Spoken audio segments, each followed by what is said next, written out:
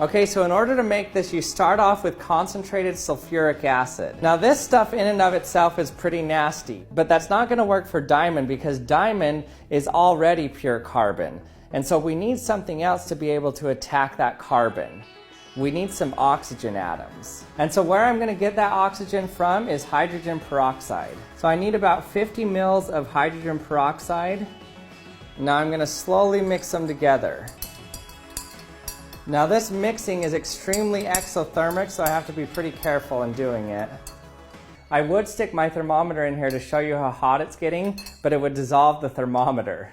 Okay, now watch what happens when I put a sponge in this.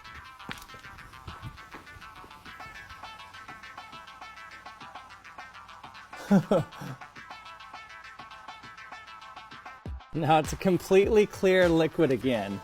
No sign of the sponge whatsoever. That is crazy. Okay, now watch what this stuff does to a hot dog.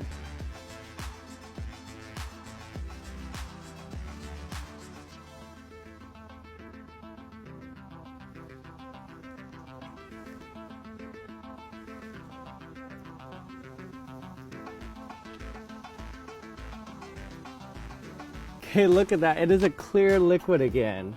Okay, so how is that even possible? The sponge and the hot dog just dissolved and turned into thin air. There was just clear liquid left after. So where did it go? Well, what happened to it is it just turned into water and carbon dioxide with nothing left. The carbon dioxide bubbled off into the atmosphere and the water stayed in the jar there. I have here 2 real diamonds. So it's around 0.02 grams.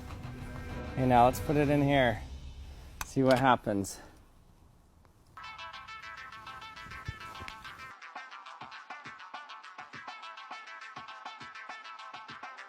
So 0.018 grams. So it does look like it lost a little bit of weight in there. So the Piranha solution might have been dissolving it. I did see a very slight decrease, but I'm unsure of the quality of my scale, so it could have just been the variation in the scale itself. It was slightly less, but I'm not sure that that was actually due to some of it dissolving off as carbon dioxide or not. Now I could leave it in there for a long time, but eventually all of the hydrogen peroxide reacts and bubbles off as oxygen, and so you can't really have a long-term solution of this. Why are diamonds so hard and so resistant to any chemical reaction? Now diamonds have the highest hardness and the highest thermal conductivity of any material in the world. So diamonds are extremely hard and they're made 100% out of carbon.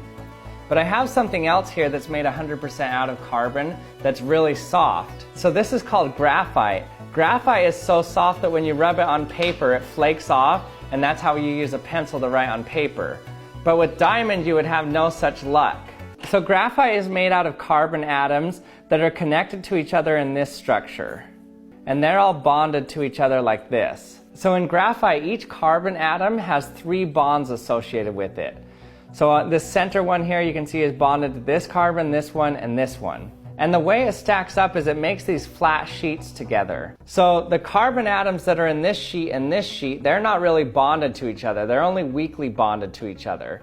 And so these sheets can slide past each other. So that's what makes graphite so soft. And so even though these bonds are really strong, these sheets slide past each other so easily that they can just flake off and you can write on paper with it. But in diamond, each carbon atom has 4 covalent bonds associated with it, and it stacks up in this cubic structure. So because carbon-carbon bonds are extremely strong, and also because there's no sheets like in graphite, that makes diamond the hardest material in the world. But that doesn't mean you can't break diamond or destroy it. If I just smash this with a hammer right now, I could break it.